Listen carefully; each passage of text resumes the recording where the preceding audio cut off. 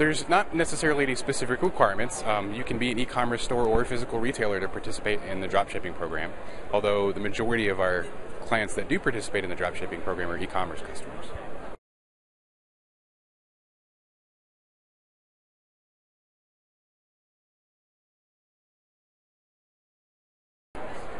Well, a lot of it depends on what your business model is. If you're a physical retail store and you're looking to have access to more product that you can't stock yourself, then participating in a dropship program like with Bradley Caldwell is a good idea.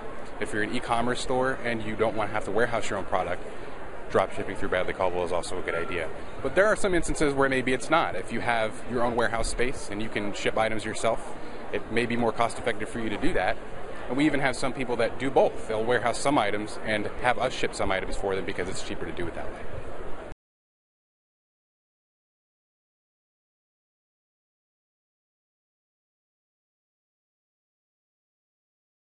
That's correct, yes. So we ship them in plain brown boxes.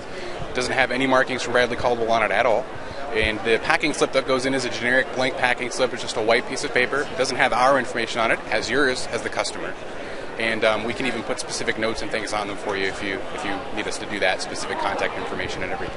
So it is presented to your customer as if it's coming directly from you.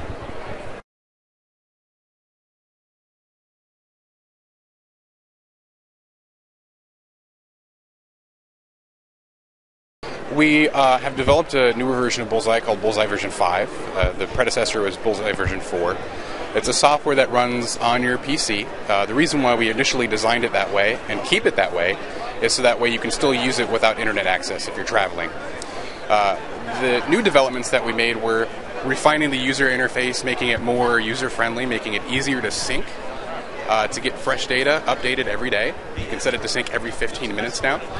And it's a lot easier of a process to go through for submitting your orders. It's more refined. You can get more information about previous order history and things like that.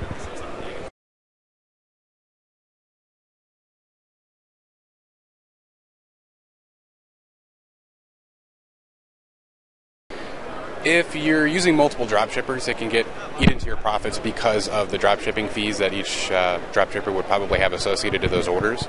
So usually what I'll recommend doing to avoid that pitfall is to try to use one or two specifically for most of what you sell, so that way you're cutting back on that. But that is a downfall if you have multiples. The other thing too is if you're an e-commerce store and you're using a company to dropship all of your products, you don't necessarily have the ability to put your hand on the product, to be able to touch it, to feel it, to see it, to be able to describe it and explain it to your customer. So that can be a little bit of a difficult process in the beginning, but you want to work with a company that's going to make it easy for you to learn about those products, even though you can't physically see them and touch them because they're not with you. So that is a pitfall as well, but it's something that can be easily overcome.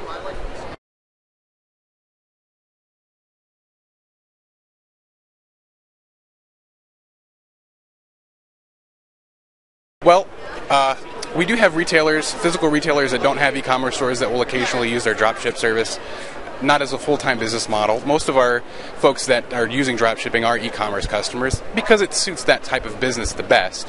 However, you can be both. There's no really restriction on that. It just really entirely depends on your business model.